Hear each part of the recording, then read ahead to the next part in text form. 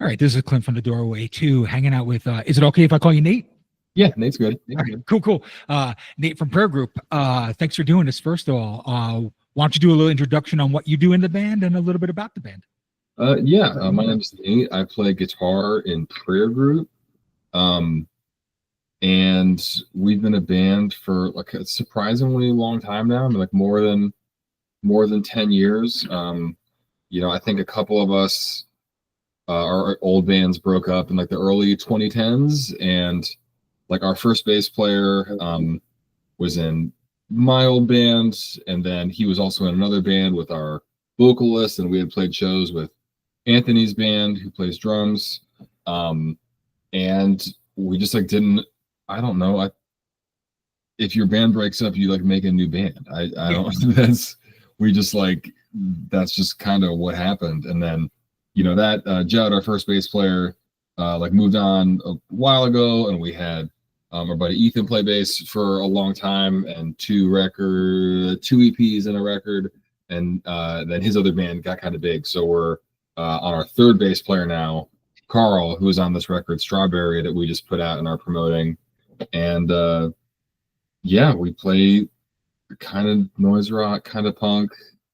I don't know, we're trying to pull from everything, but I'm bad at the genres thing. No, we're going to talk about a lot of this, so don't worry about it. That's all good. Yeah. So I'm only going to go back the last two records and the EP. So I think what is it? Udine is the way you say the Udine. Yeah. All right. So that's what I've heard. That's what that's the world I've been in. So the first thing I kind of want to talk about, as you just said, you're kind of hard about genres. Was it a weird idea to mix like noise rock and hardcore together? Because like, yeah, I get the punk elements, but I hear a lot of like old school hardcore elements in there too. We've been kind of puzzled over that. I mean, there's one track on Michael Dose that's definitely got like some intentional hardcore stuff that like we go kind of back and forth on, where we're just like, some of us still like playing it. It's but other than that, I think people are hearing hardcore influence that we're like not intentionally doing. So we're kind of mystified by it. I mean, like, we're definitely like into it. I know Matt, our vocalist, is a big Black Flag guy. And I like Black Flag too. Just a little bit more picky, choose some of it, whatever. But well, I was thinking more of a hardcore and a different kind of vibe. I think you guys are going like old school, like California, New York hardcore. I'm thinking more like Daughters. I'm thinking more like At the Drive-In kind of stuff. Like that to me is hardcore, but it like adds other elements to it. In that case, 100%. Yeah. I mean, like, yeah, this is why genres are hard. I mean, that's, for me, that's like post-hardcore, which is like a very hardcore thing, but depending on whatever, people get all touchy about what is and isn't stuff. But no, I mean, like, Daughters is fucked up. I mean, that's a really tough man. I don't know exactly what's up with that dude, but it's, I mean, I love Daughters. I mean, like, I wasn't like a huge metalcore guy, but I liked a lot of metalcore bands. I went to a lot of metalcore shows in like the early 2000s in the kind of in the mountains in Virginia. We had some great dudes that booked some great shows out there. And like Daughters was a really interesting band to come out of that, both in some kind of noise ways and the deep voice sort of David Yao sort of post-punk thing, like putting that in with heavy music. And that that last record was incredible. Yeah. Like, I don't disagree. I before like what happened, we saw them in Richmond at Strange Matter, which is like now closed down, on Halloween. It was looking amazing. It was so, everyone was in their costumes. We had like a Halloween parade here. It was such a cool thing. I literally saw him 3 weeks before the incidents happened. Yeah. And like, yeah, it was like, oh yeah, they're still an amazing band. You know, you can't look at the future from the past. So I totally get it. I don't want to like misspeak, but yeah, I mean, that was, I don't know if that was like an intentional they're more like they do a particular like kind of dissonance that I like. I am not in this band. I'm not as obnoxious about it as they are. Like, which I would be. I mean, I would be if the rest of the band like liked it more. But there is like a pull back to like, gotcha, the same kinds of dissonance, but in like little stabs. I don't know. Like it's no fair. Yeah, Absolutely fair. The other bands I was going to kind of reference were like I don't know how much you know bands I'm going to mention. If you don't know them, that's cool. That just means it's things I hear as an old man that I used to love. But like Lungfish, like I hear a lot of Cows. I hear a lot of Polvo in your music a lot too. Oh man, I fucking love Polvo. Cool. Like, and then we'll talk about it in a minute. And then the other one, like the common theme between all three records to me is Drive Like Jehu. Yeah. Like you guys, like you as a guitar player, you have that Drive Like Jehu guitar sound of that. And when you say like angular and jagged, that's the kind of thing that I love. So talk away. Yeah, I was gonna say Polvo is the my character name in all of the Soulsborne games. That's my go-to. Nice. Yeah, I don't know why more people don't know Polvo. Like that band's unbelievable. Oh this is a thing that I get stuck on where I'm just like, why is no one talking about Polvo at like any given time? But no, Drive Like Jehu was definitely I've seen Polvo 4 times, and every time I swear it's a different band. They do so many different things. It's like such a they're so interesting, they're so catchy, they're so good. Lungfish also does that's a great band. I mean, I think that's a little more loose than we do. I mean, to like give a platform to their vocals, who is also like a tattooer that like I like quite a bit. I'm less familiar with Cows. I feel like maybe I should get into Cows. Cows are the noisiest noise rock band I've ever heard. And if you can respect saxophone and trumpets in noise rock, you will absolutely love the Cows. Cool. Yeah. I'll get into it. One of the things that I really like about I don't know if was it. I think that dude from Intercourse. I don't know if you know them. They're like I think more of a hardcore noise. They're like more in that direction. But I remember one of them posted something about like noise rock is having a moment, and I think they memed it a little bit online. But like I think one of the cool things about that is that like there are lots of these bands from like the 80s and 90s that are like really relevant right now to what a lot of bands are doing, and there's kind of so much of it that like I don't even people that are like deep into this, there's like stuff to dig up from like before where it's like, oh shit, this is really cool, and this was happening when I was little or not born yet. Cows formed before I was born. No, trust me. Yeah, I'm 53, so I'm an old man. So like I said, like I grew up in that time frame. So but I mean, another thing on that is that like something we've noticed just in this like record process and some shows a few weeks ago is that like kids are into it. Like we played some all ages shows, and I mean there have been some really cool like video reviews from like young people on TikTok and shit, and I'm just like, whoa, this is awesome. Like for a minute there it kind of seemed like guitar was over. It was just like no one's going to shows. Cool. Nice. No, awesome. So the next thing I kind of want to talk about was you have these damn catchy hooks in your music, and you don't normally hear it in this style of music so much, but there's like, I wouldn't call it a groove. I would just say there's these like really catchy hooks. When you're writing your music, especially the last 2 records, were you trying to give that kind of hooky kind of vibe to it, or? Sometimes. There's one, I think the hookiest song on Michael Dose is one that Ethan came up with.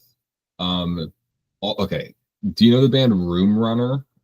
No, I do not. Oh man, if you can find they're like hard to. I don't know if they like took some videos down or something, but they were a Baltimore band that was like so noisy but like hooky and catchy, and I think we were just really into them for a bit during the Michael Dose thing. And then on this record, I think part of it was that we were a little rushed. We were like, we just really, we were in this like big transition phase, and with like a new member, and we had just a lot of life shit that was like just kind of pummeling us, and we were just like, we just gotta make a record. We just I don't know, we're gonna put it on the calendar. We're just gonna fucking go whatever. Like we're gonna finish some stuff, and we're just gonna go start doing it. Like we just have to be doing this. Which like saying it that way doesn't sound like really healthy, but it's just like what we were like. We just gotta start. And so I think there was some stuff where we're just like, fuck it, let's just do this. Let's just do this. And sometimes that's a really good way to do it. Like we can be I think a lot of us are like, not just like us in our band, but a lot of people are like really overthinking in music. And I think we just like wind up in a situation where we just like, and there's some songs on Strawberry that we like overthought so hard, like for years. But then there are some parts, like the end of Plagiarism, where I think we were just like, man, what are we gonna do? And we're just like, I kind of maybe there's this like Nirvana thing, and we're just like, sick, hell yeah. And then we just kind of did it, and we just kind of got out of our own way, and we're like, cool, that song's done. And we're just like, no time to judge this or like think too hard about it. And then like, and it's fun. I don't know. Like we go back and forth, but I think that's what happened this time. No, very cool. So I don't hear a lot of differences between Michael Dose and the new record, except for maybe the new record's a little uglier in sound. So I kind of wanted to ask you, like, do you feel that those two records, just from talking to you right now, do you feel they're very different records? Maybe they're just because when you did them and recorded them, you were in different states of mind. So, that's a good question. I think they're kind of, I see some differences there because like they're like with two different bass players, and we're like a really collaborative group where like some projects and some bands can really work where some person, like a member, like directs and like gives people parts to play. Our personalities just like don't rock with that. Like we really have to like, it's kind of a combative process sometimes to like for everyone to like find their thing. And it's good. I don't mean that in a negative way, but like we definitely, you know, grind on each other before, you know, in the process to get stuff done. But I think there's some stuff that is like a different ugly on this one, where it's like I think the last one maybe like some of the riffs are a little bit like different because of how Ethan thinks and does things. But yeah, I don't know. It's interesting. I don't know that I would have seen it that way, but I'm open to it.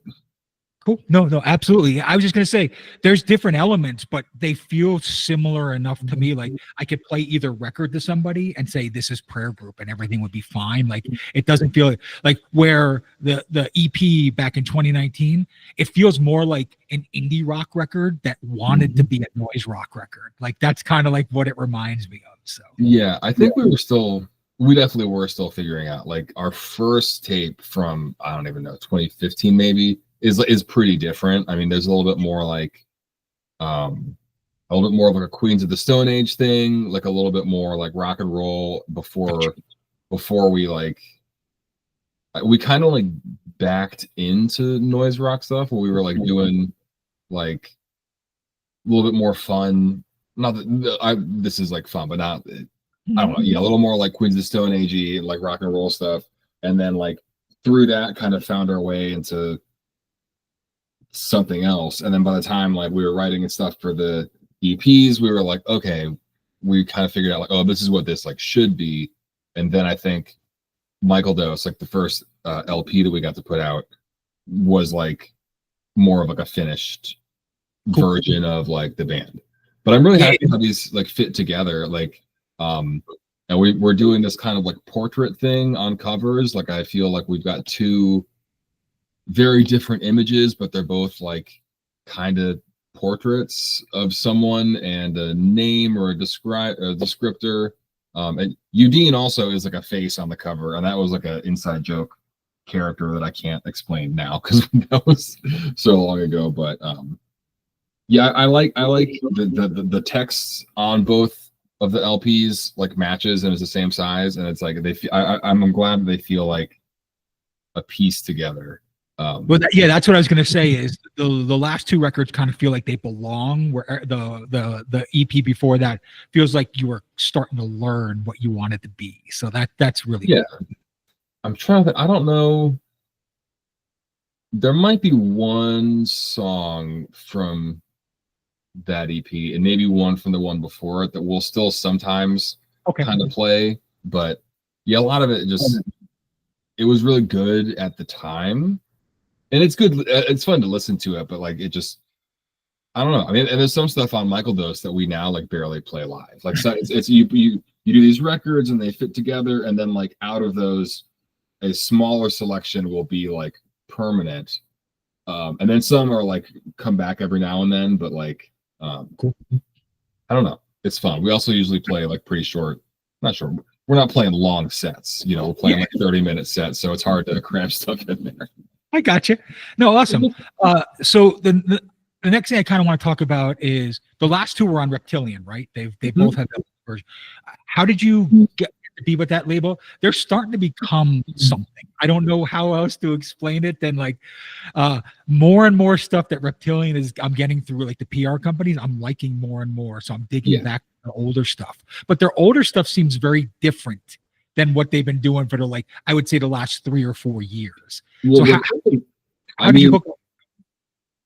I mean, Reptilian's been a label for so fucking long that there are like eras in that catalog that like, you know, that's a deep dive to like understand, you know, decades of stuff. And honestly, like that was, you know, part of being a musician is doing a lot of cold calls. Like I remember with like my old band, like having like burned CDs at like label expos at like college, you know, radio things, just trying to give stuff out to people, and they're like, yeah, and they throw it away. No one ever looks at it again. Reptilian was honestly just like we had demos for what turned into Michael Dose, and we were just like, we think this is good, and we think we can like. We just think this is good. And so by that point, I was pretty like numb to just, you know, I'm going to work really hard on stuff and send it out, and I'm never going to hear back, but I'm going to do it anyways.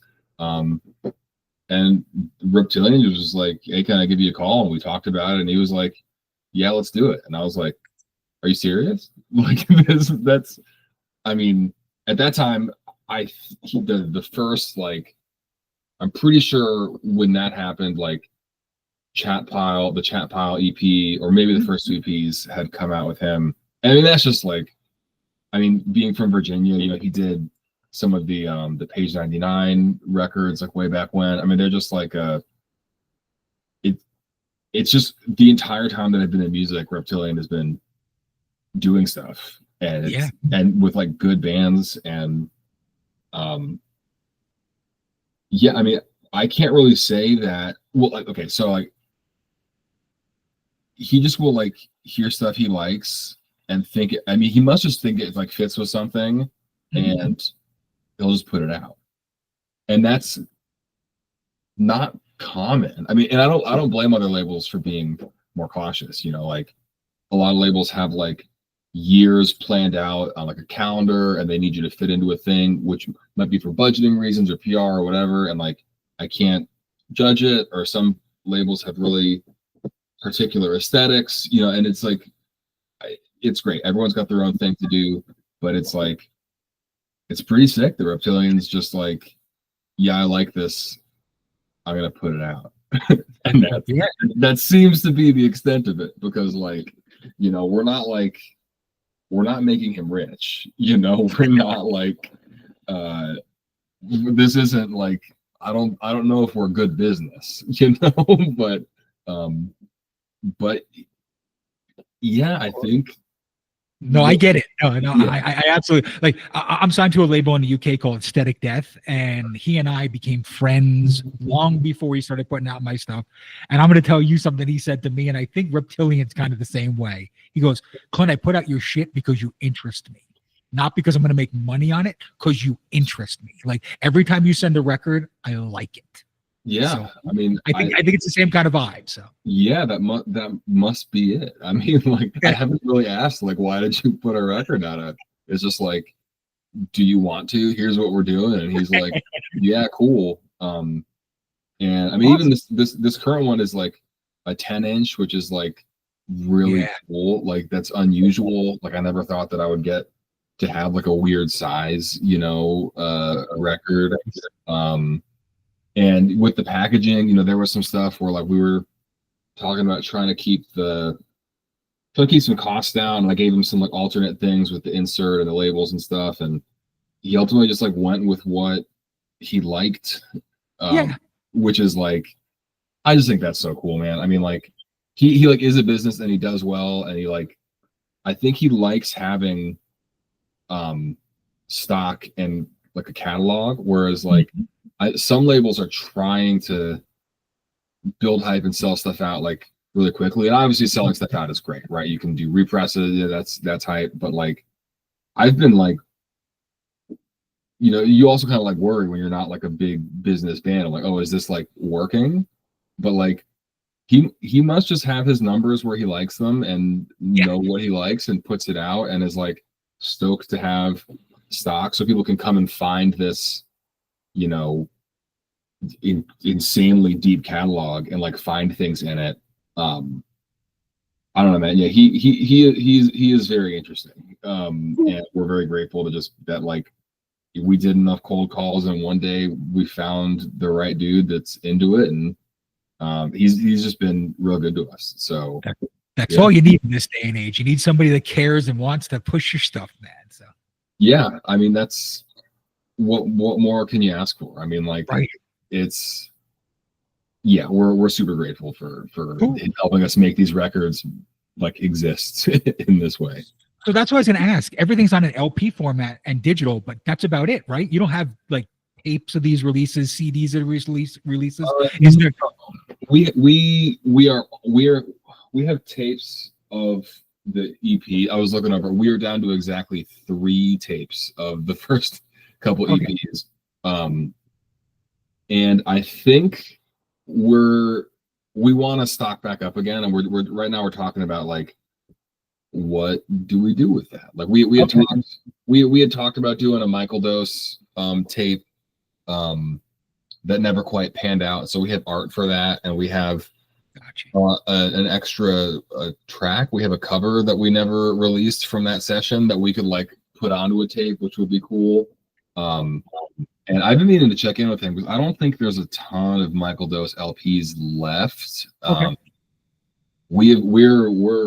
We're low, and I think he didn't have a ton when we wholesale from him last. So maybe when that one runs out or gets, when we expect it to run out kind of soon, we'll do a repress of the Michael Dose tape or do a cassette pressing of Michael Dose. And then maybe I don't know. I'm kind of we have a Strawberry just came out, so we have like a lot of those, and I don't know, maybe I like cassette. I like listening to cassettes. I like collecting cassettes. They're very affordable. It's just really big in a noise culture. So like I would say like people love that format. So yeah, and like there are some just really cool labels. I mean, like we're big like Knife Hits people out of Philly, if you know them. I mean, like Mike is our buddy, like Rid our buddies. They put out Demons from Norfolk, who are our friends. That's a really sick tape that they did for them a little while ago. I think it's only like a couple tracks, but some of them are long. Whatever. Demons rips up Knife Hits. It's just a very. I know that it's like lower fidelity, but like that's kind of great for us. Like. I like shit, man. Like my amp's distorting. I'm distorting the tracks. Like the bus is distorted. The master bus is distorted. It can go onto a cassette, which is going to distort a little more. It's that incremental, that little bit of everything along the way. Like I'm all about it. And like, vinyl is such a like an undertaking, man. I mean, like it takes a lot of time. It takes, particular mastering. It's expensive. It takes a room in your house. Like, it's not something to be done lightly. And some releases are just like, fuck, man, we got these 3 songs. Let's just like crank a tape out, make it look cool, and like you charge almost like just charge. I don't know what you have to charge for tape that's new now. I mean, under $10, hopefully. Yeah. Normally they're like $8 to $10 now. Yeah. I see some Sub Pop tapes at the stores that are like $20 plus, and I'm like, what are you doing? I mean, I even like some of those releases. I mean, like, they got the Piss Jeans ones, they've got Mets, they've got Beach House, I think. Like, but we're still like disturbed that like local shows are like $20 sometimes. I'm like, what is happening? Like, stuff shouldn't cost this much, but we also are coming to terms with the fact that we are just thinking 20 years ago. Oh yeah.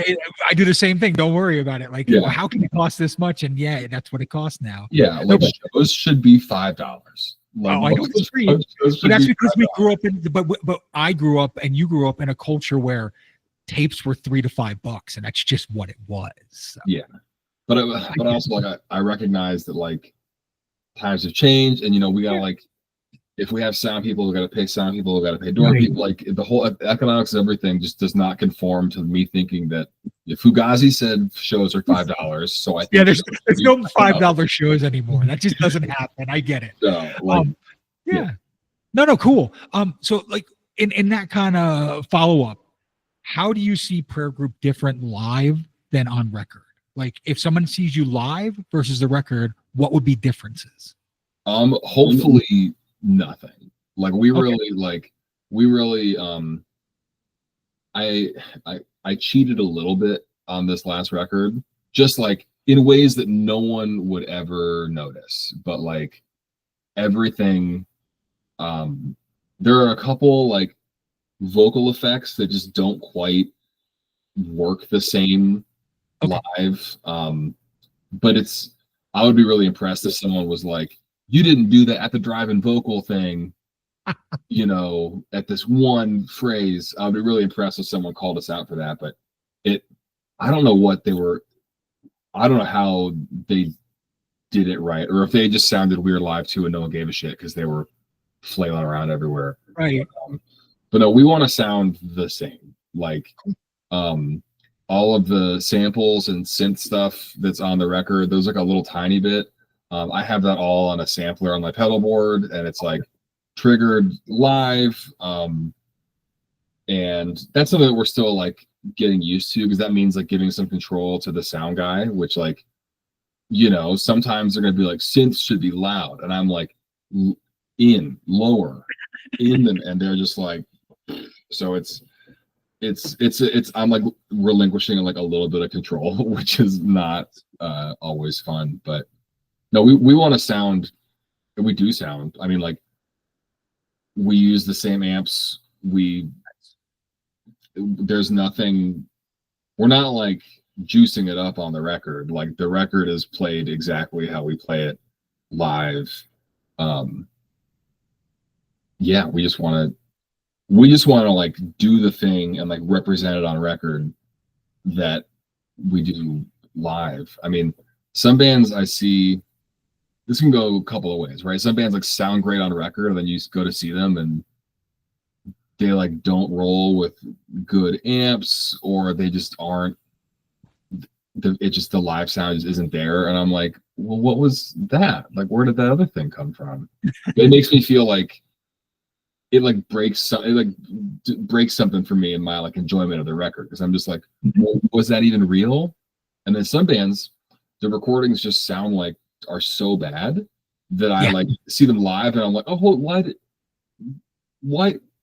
happened? Like, just do that on the record. I don't know. I really want those things to be like in sync, that like, this is who we are. Either way, you're getting what it sounds like. Very cool. No, that's awesome. So there's 2 songs off of Strawberry that I want to kind of talk about that kind of got me into wanting to have this interview with you. Mm-hmm. So let's go. So Concern is the first one. And like that is the song that made me want to talk to you for this interview. It's because and here we go again. I'm going to throw some band influences out because it feels like you mix 3 distinct styles into the song. And if there was one song that I would play for somebody, it would be Concern and say like, if you like this, listen to the Strawberry record. And the reason why is it's like a mix of like At the Drive-In, Slint, and this band called the Laughing Hyenas. Like if you mix all 3 of them together, you remind me of this. And it's kind of like, it's like indie noise rock, kind of punk rock all mixed together. Like, sure. I don't know. I'm gonna Google Laughing Hyenas also for later, but definitely, I definitely abuse some like Slint things, some like momentary. You can hear it in that song specifically. There's like little dissonances where it's like I'm like fretting one note and there's the next note is like an open string. Like almost I feel like I only have like a handful of tricks sometimes, and it's because it's just like yeah, I definitely pull from a lot of Slint things. That's awesome. And I just think it's fun when like that little momentary dissonance, and then you can like slide back, you can like get back to it resolves, right? Like I said, like the daughters thing earlier, they'll just stay on it. They'll just like punish you with the. I like in this band, it feels like it wants to resolve back to something, but yeah, that's also a track with like the kind of synths that I was talking about. Like there's a little bit in the middle where I'm like triggering like a repetitive sample. And then in the kind of second heavy part, there's like a layer in with heavy, like a synth layer in the heavy stuff, which is something that we had never done before. But like I think adds a layer. I don't know, it helps it like escalate to a new place. That was really fun to find new ways to get louder in this band, right? Where like my amps are kind of blowing up, but I can put synth in the PA and that can like kick it up another notch. Absolutely cool. The other song is Meat Grinder, and like that song is my favorite song on the record. And it's not going to be because the reason you think, but I kind of want to explain something here, and then we can have a good talk about it. It's like if rockabilly was noise rock. Like that's kind of what this song reminds me of. And I'm going to be very specific. It's like if John Spencer's Blues Explosion and Reverend Horton Heat decided to start a noise band. That's what I hear in that song. Yeah. So like talk about that song for me, because it literally is my favorite on the record. Yeah, that song kind of started as a joke, I think. Like, I mean, I'm not gonna like, we were like jokingly ripping off a song that very obviously ripped off another like very famous song, to the point where I'm just like, okay, if I talk about this, people are gonna know exactly what it is, and then then they're gonna like hear it. So I don't want to name it exactly, but sure. Like, yeah. Sometimes you're just having fun with like, wouldn't it be dumb if we did this, which is just like that thing, which is like a bad version of this other thing. And then like, I think it just led to like a second part, and then that led to something else. And then eventually it was like, oh, we have a song here. And then the ending of that, I think, like you were talking about stuff being uglier earlier, I think the ending of this is like a good example of like something like Carl added to this, our new bass player. I mean, he's been with us for like, I think 4 years now, but he's still, you know, the bass player who is new on this record. There's another, like a different kind of dissonance thing where we kind of like slow down and come back to the original riff, but then like periodically adding in, dropping a half step in like the power chord to just like make this like this really ugly thing again, just for a second, then it like kind of resolves again. and also with like layers of feedback. Like at the ending of that, we were just like, we just kind of found this. We just found this thing where we're just like, it can get dumber. This can get dumber. This can get slower. We're gonna throw this ugly note in. You know, I'm gonna do some hammer-on thing, and kind of like we were talking about with kind of catchiness. Like sometimes in this is like, we're not overthinking. We're just gonna like, it's dumb, it's loud, it's slowing down, it's just squealing. It's a part to just kind of like flail around and just kind of, it's like not even a riff. It's just, it's, you could almost like, you have to nail, or we have to nail the little dissonant drop down thing, but a lot of the rest can be loose. And I'm remembering now we set up like several extra amps just on the bass for that part, just to like max them out and get the squeals and just like just get that. Carl's what particular about like, no, not this squeal. It's got to be like, gotcha. Like it's got to be the right pitch or something. You got to get the angle just right to make it do the thing. So yeah, I mean that's a really fun song that like isn't. If we try, I don't think we could like write a song like that again if we tried. It just kind of like sometimes these things just happen. I don't know what to tell you. Like, it's the song that keeps bringing me back to the record. That's all I'll say. Like I constantly want to hear that song. So that's great, man. Maybe we can write some more. I don't know. We're gonna steal some of the riffs. Yeah, that's cool. So I'm going to ask this, and you can tell me yes or no. Is there anything that would ever be off the table for you guys to do with Prayer Group? Like, is there a certain, and I'm not talking like rap or classical music, but within what you're doing, is there anything would you say like, oh, we don't want to do that because we don't want to be that sound?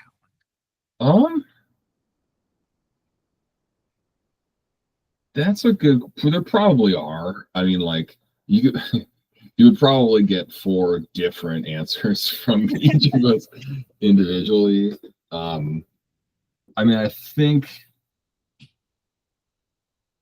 I'm thinking about that more as like, we're probably not gonna have more guitars. Like it's gonna stay like one guitar, one bass, vocals. We probably won't do more like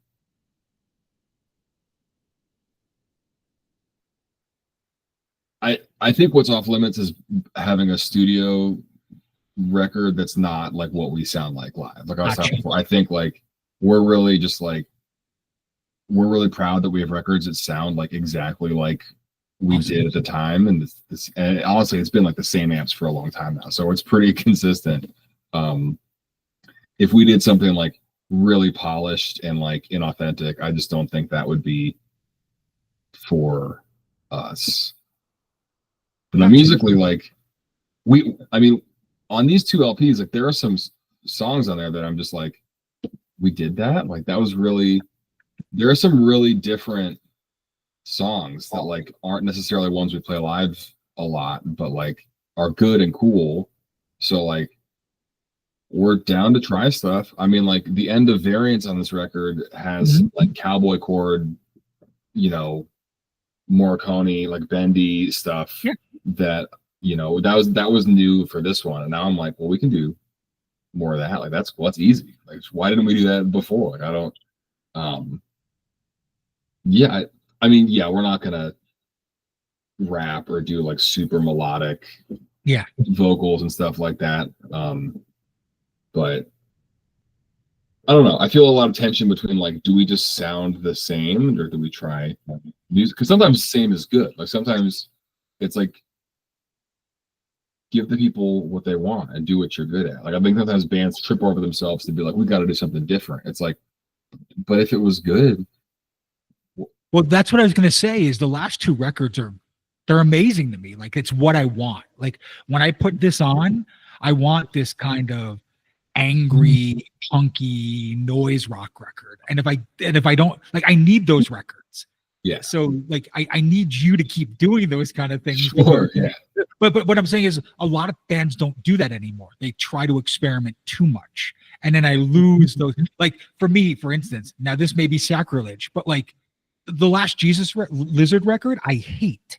I literally hate it because it sounds nothing like the records that I loved. Like they tried to experiment too much on it, and it doesn't sound like the same band anymore to me. There's a wide, I don't have a strong opinion on it. I've been like really distracted. I have I have a baby, so I haven't been like fully on top of a lot of these stuff, but I've got a couple of people. There's a really wide range of opinions on that record that I feel like I'm really like behind my studies here. but no, I don't think like Prayer Group is a loud band. Prayer Group is mad. I mean, like we all have like other projects to do other things in.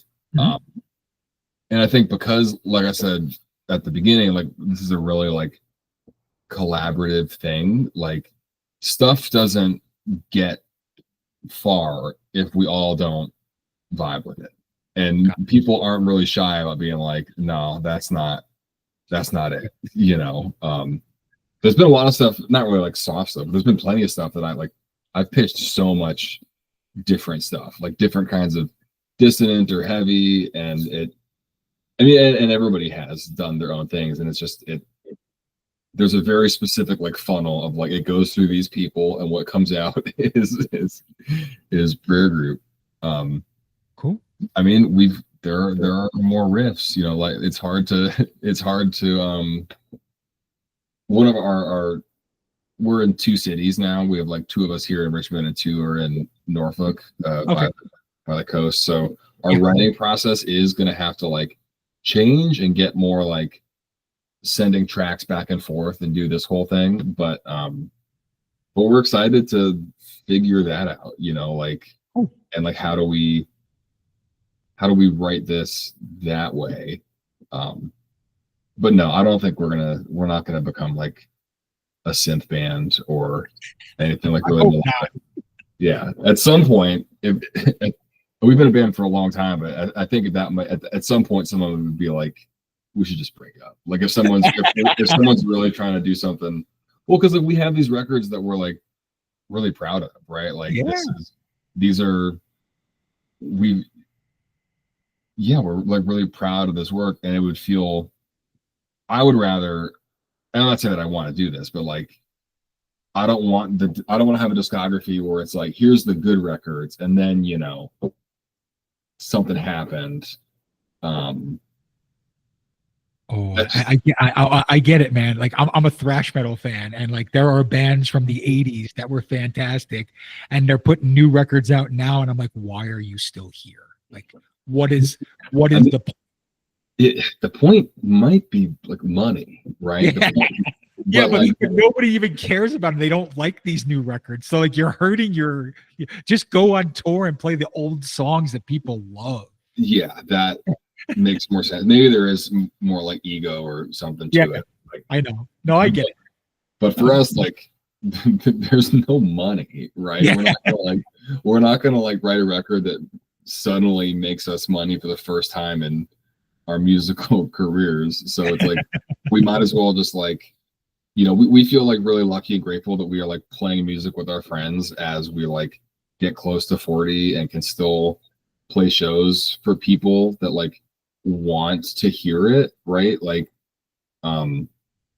we played, you know, our work schedules are tough, so it's like we're not playing as much as we might like to all the time, but like we are in a spot where like we can play shows. We haven't had a bad show in years. Good. And a lot of times now, even locally, we'll play shows and like I won't know anyone there. I mean, there's like a couple people, right? But like that's great. Like we're so like this feels like, yeah, I mean, we've all been playing music for like 20 years or close to 20 years now, and like different bands and stuff. And it just feels like this kind of feels like making it to me now, where it's like, look, no one's rich. No, we might even be in the hole over our whole 20 years, right? anything that I maybe made ever just went back into amps and shit. Like I don't think I've ever, but like to be in a position where it's like, okay, but you get to make good records and people like want to listen to and talk about them, and like Reptilian will put them out. Nice. It's great. And I would hate to like have this and then be like, we got weird with it. We did something nobody wanted. we could just break up or start other bands or something if we wanted to do something different. No, cool. Which I think is better than, getting. I don't want to. People should do what they want with their bands, but I don't want to. I totally get where you're going at. I agree, man. Do what you love until it doesn't work out, and then there's always a chance to start something new. That's the way. So I appreciate it. So I like to ask this question to every interview I have. Take a minute, think about it. It's a thinking man's question. I know people hate these goddamn things, but I like asking. So if there was one band that could take your music and make it their own, who would it be and why? Oh man. That's a cool question. I don't want to pick like a noise rock band because I feel like that would be just like repetitive.